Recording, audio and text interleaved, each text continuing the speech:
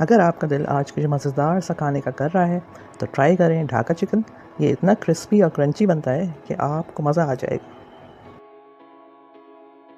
Chicken bone لیس لیا ہے اور سارے مسالے اس میں ڈال دیے ہیں. مسالے اور ان کی کوانٹٹی مینشن کر دی ہے. آخر میں ڈھاکا چکن کا اسپیشل انگریڈینٹ سفید تل ڈال کر اچھے سے سب مکس کر لیں گے.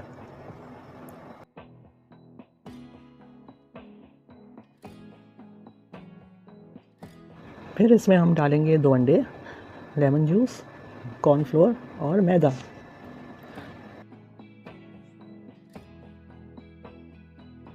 اب ان سب انگریڈینٹس کو بھی اچھی طرح سے مکس کر لیں گے.